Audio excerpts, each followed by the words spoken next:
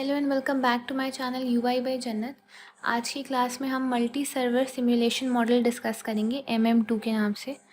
Right, ये simulation सवाल देखते हैं। इसका सवाल क्या है कि create simulation model of MM2 queuing system. अब डेटा हमें ये दिया हुआ है, इसमें कस्टमर है, अराइवल है, सर्विस है। जो हमें डेटा दिया होगा उसमें 3 चीज़ें होंगी और हमें जो निकालना है average turn around time, average service time, average weight time और एवरेज रिस्पांस टाइम निकालना है। अब क्योंकि ये मल्टी सर्वर मॉडल है, MM2 है, तो इसमें गैंग चार्ट में इसकी 2 सर्वर्स बनेंगे। ये 2 सर्वर्स हैं। अब turn around time, wait time और रिस्पांस टाइम, इनके होते हैं स्पेसिफिक फार्मूलाज। ये फार्मूलाज हम बाद में देखते हैं। सबसे पहले स्टार्ट टाइम और एंड टाइम कस्टमर्स के निकालेंगे। कस्टमर 1 को हम C1 से डिनोट करेंगे, 2 को C2 से और सिमिलरली बाकी सबको भी इसी तरीके से हम देखेंगे। तो स्टार्ट टाइम शुरू करते हैं। पहला जो है हमारे पास सर्वर 1, पहला कस्टमर आया जिसका अराइवल टाइम 0 है तो उसका स्टार्ट टाइम भी 0 होगा। दूसरा कस्टमर आया, अब पहले सर्वर पे अब पहला कस्टमर आ चुका है तो C1 आ चुका है हमारे पास 0 टाइम पे। ठीक है, अब पहले सर्वर पे तो ऑलरेडी एक कस्टमर है। अब जो दूसरा कस्टमर आया है जिसका अराइवल टाइम 5 है वो हमारे पास चला जाएगा दूसरे सर्वर पे C2 पे। इसका अराइवल टाइम आ गया 5, तो यहाँ पर भी हम इसका स्टार्ट टाइम लिख देंगे 5। अब एंड टाइम जो कैलकुलेट होगा वो एंड टाइम ऐसे होगा कि सिमिलरली मुझे क्या करना होगा, मैं अपने स्टार्ट टाइम और अपनी सर्विस को जब ऐड कर दूँगी तो 0 + 14 इज़ 14। मेरे कस्टमर को कितनी देर की सर्विस चाहिए? 14 मिनट की सर्विस चाहिए। तो उसका जब वो 0 से स्टार्ट हुआ, उसका सर्विस टाइम 14 मिनट का था, वो कंप्लीट हुआ तो वो एंड हो गई उसकी सर्विस 14 मिनट्स की। जो C2 है उसको सर्विस चाहिए 5 और 16 मिनट्स की। उसका अराइवल टाइम क्या है? 5 मिनट्स। और उसको सर्विस कितनी चाहिए? उसको 16 मिनट की सर्विस चाहिए। तो जब मैं 5 और 16 को ऐड करती हूँ तो मेरे पास टाइम आता है 21 मिनट्स। तो अपनी सर्विस कंप्लीट करने के बाद उसका जो टोटल टाइम होगा, उसने स्टार्ट 5 मिनट पे किया और उसने एंड किया 21 मिनट्स पे। तो इसी तरीके से अगर मैं सर्वर में डालूँ तो उसका स्टार्ट टाइम 5 था, एंड टाइम 21 था। अब बात है समझने की। बात यह है कि सर्वर 1 पे पहला जो कस्टमर आया उसका सर्विस टाइम था 14 मिनट्स का, उसका टाइम इंटरवल है 14 मिनट्स का। और दूसरे सर्वर पे अभी टाइम इंटरवल है 21 मिनट का। तो मतलब ये है कि ये जो सर्वर 2 है वो बिज़ी है, उसके ऊपर अभी भी एक कस्टमर है, लेकिन सर्वर 1 फ्री हो चुका है। तो अब जो तीसरा कस्टमर आएगा वो जाएगा सीधा सर्वर 3 में, सर्वर 1 में। तीसरा कस्टमर जाएगा सर्वर 1 में। अब सर्वर 1 का जो कस्टमर 1 था उसका एंड टाइम था 14। इसका मतलब है जो कस्टमर 3 है उसका स्टार्ट टाइम क्या होगा? 14।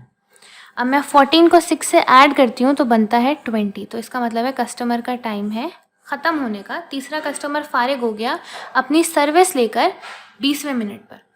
अभी भी हमारा जो दूसरा सर्वर है वो बिज़ी है, क्योंकि जो कस्टमर है उसका सर्विस टाइम ख़त्म नहीं हुआ, उसका 21 मिनट है और C3 ख़त्म हुआ है हमारे पास 20 मिनट पे।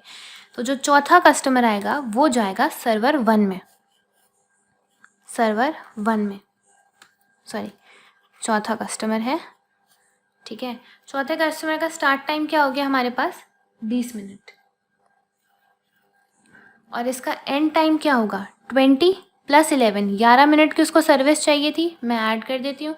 तो 20 + 11 हमारे पास हो जाएगा 31 मिनट्स। तो इसका एंड टाइम हो गया 31। अब दोबारा से हम टाइम कंपेयर करते हैं। सर्वर 2 का जो कस्टमर है वो सर्विस ले चुका है और सर्वर 1 का कस्टमर जो है वो अभी भी सर्विस ले रहा है। तो अब हमारा जो 5वां कस्टमर आएगा वो जाएगा सर्वर 2 में, C5। तो C5 का हमारे पास जो स्टार्ट टाइम आया वो आया 21 मिनट्स। 21 में 10 ऐड किया तो 31 मिनट्स। ठीक है, अभी तक तो काम सिंपल चल रहा था। ठीक है, जिसका सर्विस टाइम कम था उसमें हमने नए नए कस्टमर्स ऐड कर दिए। अब हमारे दोनों सर्वर्स का जो एंड टाइम है वो है सेम। तो अब इस केस में हम प्रायोरिटी देंगे पहले सर्वर को। ठीक है, तो जो छठा कस्टमर आएगा वो जाएगा सर्वर 1 में C6 आया। C6 का स्टार्ट टाइम क्या हो जाएगा 31, क्योंकि पिछला कस्टमर कब गया है 31 मिनट पे गया है।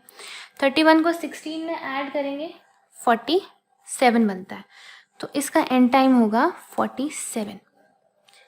अब 31 कम है 47 ज़्यादा है, इसका मतलब है कि जो 7वां कस्टमर है वो यहाँ पर आएगा। 7वां कस्टमर का स्टार्ट टाइम हो गया 31। सिमिलरली 31 प्लस 12 किया, आंसर आया 43, तो इसका एंड टाइम होगा 43। अब 43 कम है तो 8 वाला भी यहीं आएगा 43, इसका एंड टाइम हो जाएगा 61।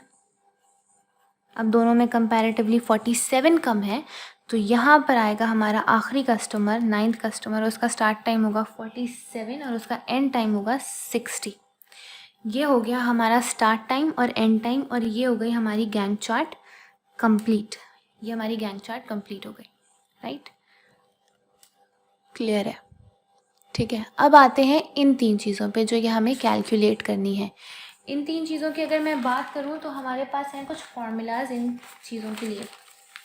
फार्मूला कुछ यूँ है कि टर्न अराउंड टाइम का मतलब है जो एंड टाइम है उसको अराइवल से माइनस कर दो। ये हमारे एंड टाइम की लिस्ट है, ये हमारे अराइवल की लिस्ट है। तो जब मैं इन वैल्यूज़ को इस वैल्यू से माइनस करूँगी तो हमारे पास आएगा टर्न अराउंड टाइम।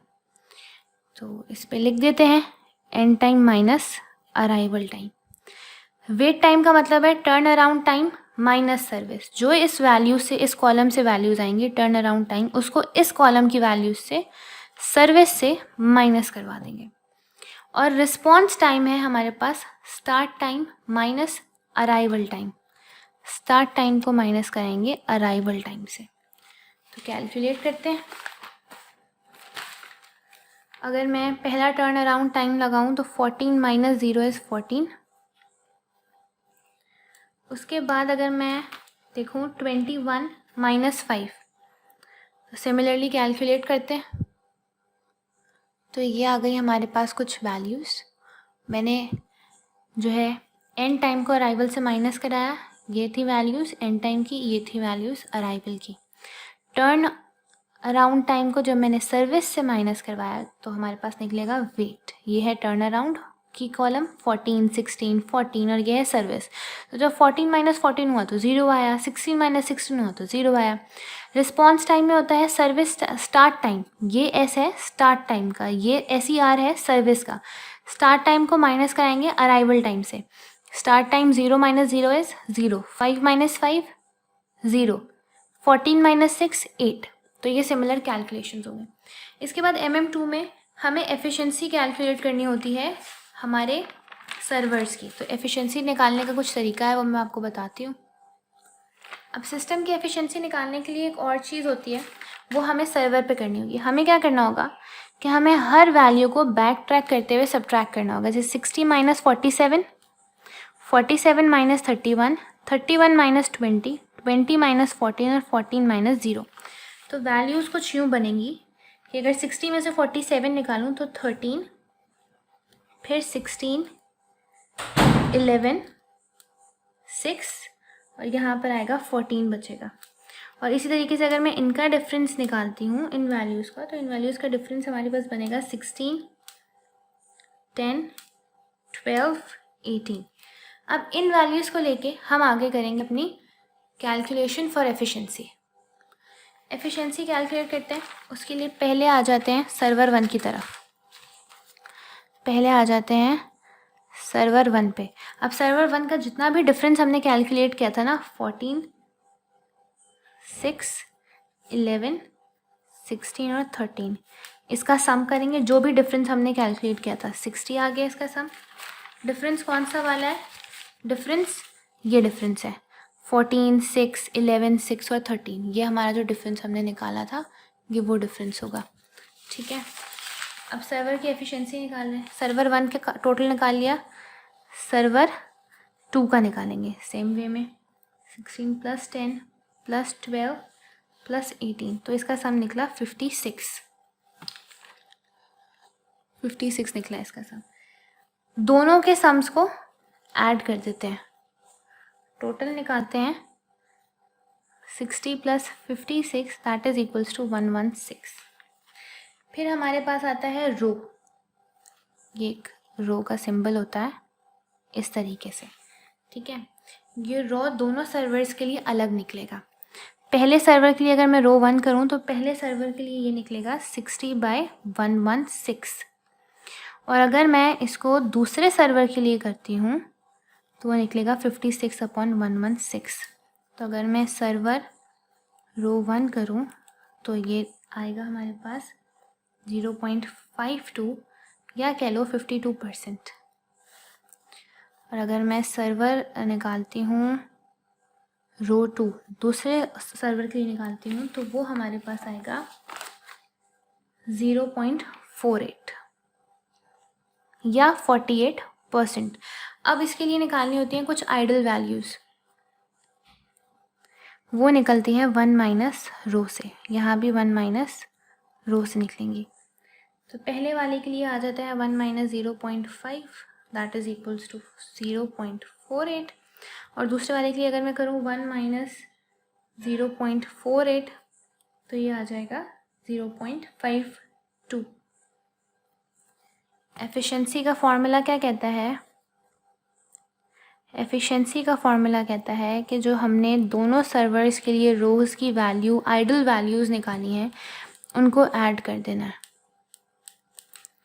तो ये हमारे पास बनेगा 0.48 प्लस 0.52, तो वो हमारे पास आएगा 1 या 100%। तो हमारा जो MM2 सिमुलेशन हमने की है इस क्वेश्चन के लिए वो 100% एफिशिएंट है।